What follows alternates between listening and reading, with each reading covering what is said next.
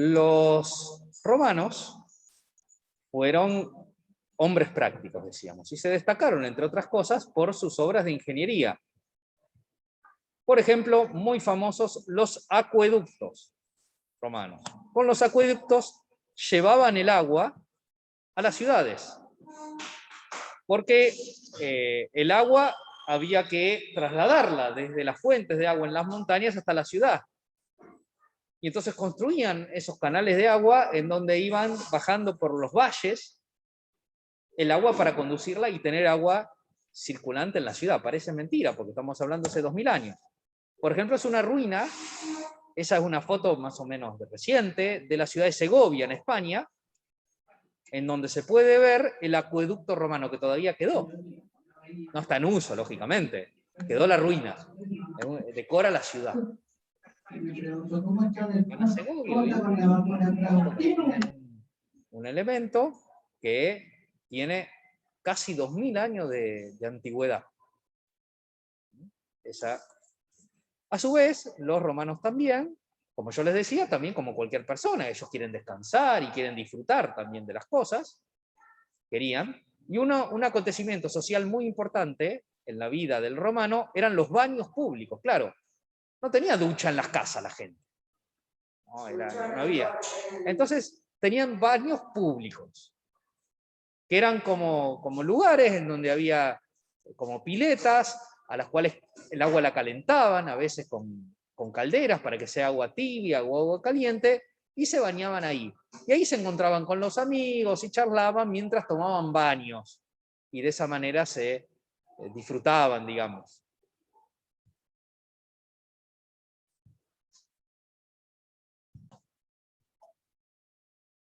Además, una de las obras de ingeniería por la cual más se conoce a los romanos son por sus caminos, que en latín se le dice vía. Los caminos permitían trasladar las carretas y trasladar las tropas. Y eso le permitía tener un gran control de todo el imperio a los romanos, porque podían rápidamente mandar de un lugar al otro.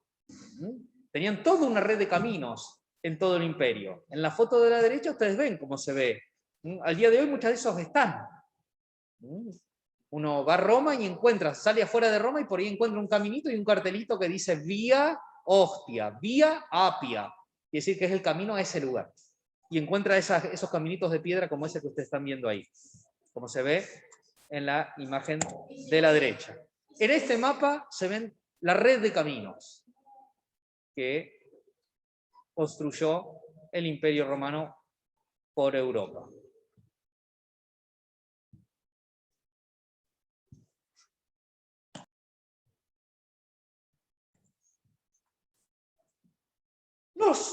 Las personas que vivían en Roma no eran todas iguales. Había personas que tenían beneficios o privilegios y otras que estaban peor. A lo largo de la historia, cada vez fue tratando la gente, los que estaban peor, de tener lo mismo que los que tenían los que estaban mejor, y entonces estas diferencias fueron cambiando, y se fueron acercando, y se fueron reduciendo las diferencias. En su origen, en los primeros años, en Roma, uno podía tener distintos estados o distintos estatus. Por un lado, en relación con la libertad, el status libertatis, uno podía ser hombre libre o esclavo. Si uno era esclavo, tenía un dueño. El dueño te podía comprar, te podía vender y te podía ordenar. Al principio el dueño hasta podía matar al esclavo, después ya no se le permitió matar al esclavo. También lo podía dejar en libertad al esclavo, y en ese caso pasaba a llamarse liberto. El que había sido esclavo y ahora era libre, era un liberto. Y tenía obligación de cuidarlo al que había sido su dueño, si el dueño lo necesitaba, pero él ya era libre, se podía ir donde quisiera, no lo podían comprar ni vender. Además, uno podía ser ciudadano de Roma o podía ser extranjero, y no daba igual. Al principio solamente los ciudadanos de Roma tenían derechos. Después se le reconocieron también derechos a los extranjeros. Pero a su vez, socialmente, uno podía pertenecer a la clase alta, a las familias más importantes, más conocidas, las que habían fundado Roma, y entonces era un patricio. O podía pertenecer a la gente común, a la clase baja, y uno era un plebeyo. Al principio, solo los patricios tenían derechos. Con el tiempo, los plebeyos fueron adquiriendo derechos también. Toda la historia de Roma fue una historia de la lucha entre estas clases sociales y cómo las que estaban abajo fueron consiguiendo mejorar y tener beneficios. Los romanos entraron en guerras. Las guerras más famosas de los romanos se llamaron las guerras púnicas, que fueron guerras que enfrentaron a los romanos con los fenicios, que tenían su capital en Cartago. Por eso se conocen también como cartaginenses. Cartago era una colonia fenicia. Al final, después de muchos combates, Roma derrotó a Cartago. Murieron miles, cientos de miles de soldados. En esta guerra se destacó un general cartaginés. Cartago estaba al norte de África. Este general cartaginés se llamaba Aníbal. Y casi logra atacar Roma. Logró derrotar a los romanos por toda Europa y cuando llegó cerca de Roma no quiso entrar en Roma porque no quiso destruir Roma, porque era una ciudad extraordinaria. Y él dijo, yo no quiero pasar a la historia como el que destruí esto. Y le dio tiempo a los romanos para que rearmen el ejército y le atacaron Cartago y entonces Aníbal tuvo que regresar a Cartago para defender Cartago y ya no pudo más atacar Roma y terminó perdiendo Cartago la guerra. En ese combate se destacó un general romano llamado Escipión, que por haber ganado a Aníbal, a las tropas de Aníbal en Cartago, le pusieron el sobrenombre de el africano, porque Cartago estaba en África.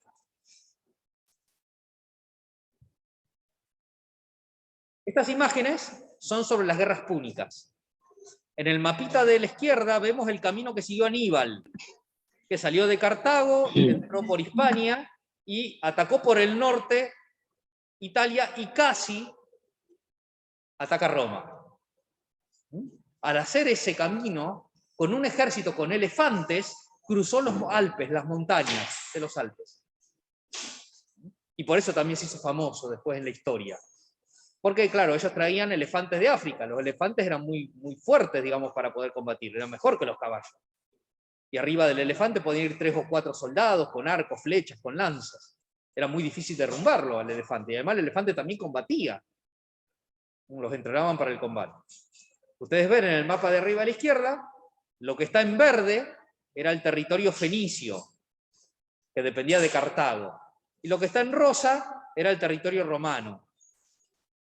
Y cómo salió de Cartago, del norte de África, Aníbal, y ingresó en Hispania y empezó a atacar pertenencia del Imperio Romano. Cartago era muy famosa por el puerto. Recordemos que los fenicios eran grandes navegantes. Y eso que ustedes ven ahí es una maqueta de cómo era el puerto de Cartago. Como ven, era un puerto bastante desarrollado con toda una construcción en forma circular, por el cual iban entrando los barcos y después se iban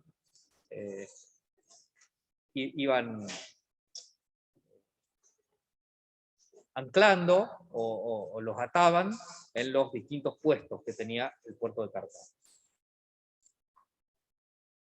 ¿Qué pasó? Después del asesinato de Julio César, entró en un caos la República Romana. Entonces los magistrados entraban en guerras entre ellos y peleas y nadie podía poner orden, hasta que vino un cónsul llamado Octavio, que logró la paz.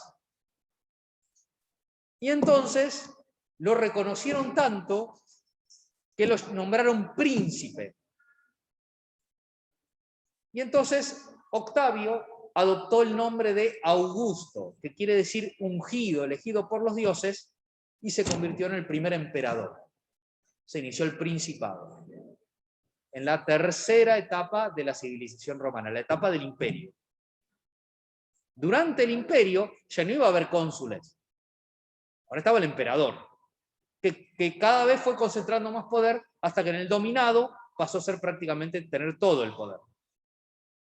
También había un senado, pero ya el senado no eran los antiguos magistrados que lo controlaban al emperador. Ahora el senado dependía del emperador, hacía lo que el emperador quería. Y había magistrados, pero magistrados que dependían del emperador, no magistrados que la gente elegía por un tiempo.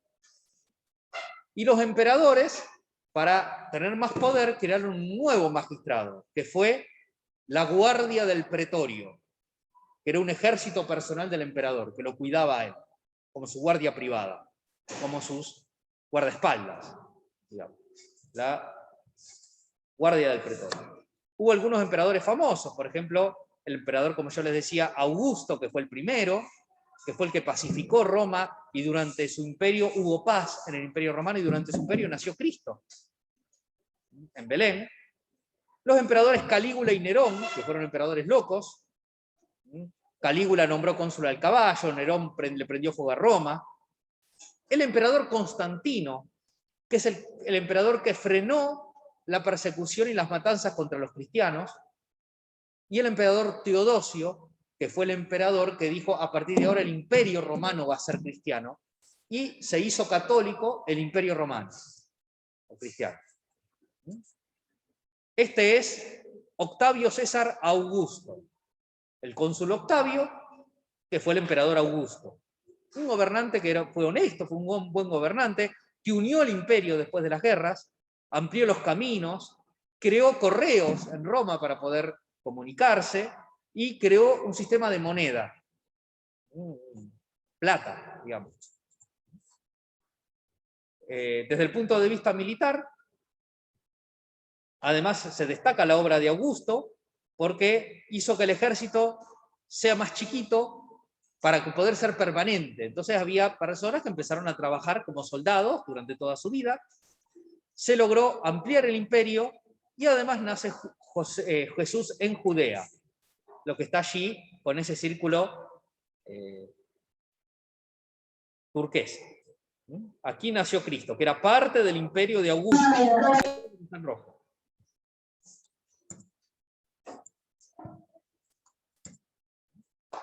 A este periodo se lo llamó la Pax Romana, un tiempo de paz.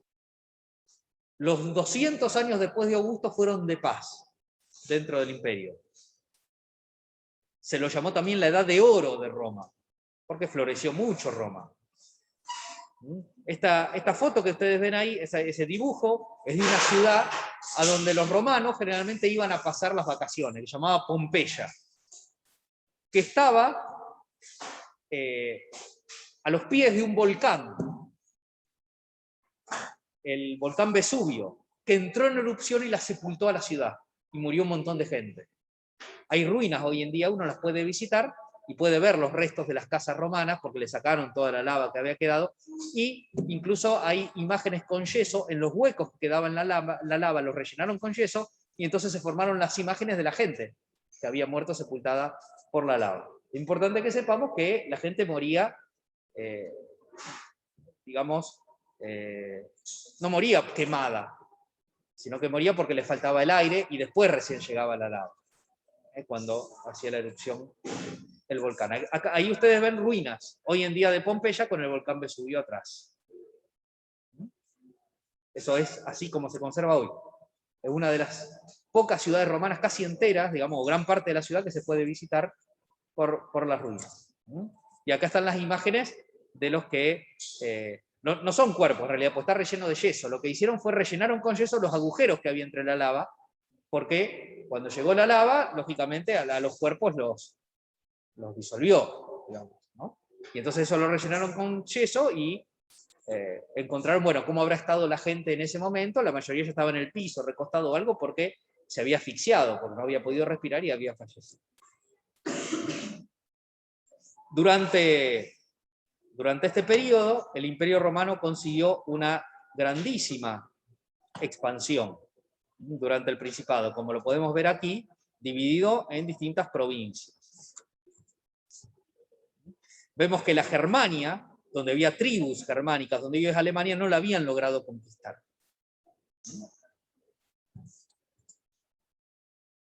La provincia de Britania, en las Islas Británicas, donde hoy está Inglaterra, que la conquistaron por un tiempo, Hispania, donde hoy está España, Italia y la Galia.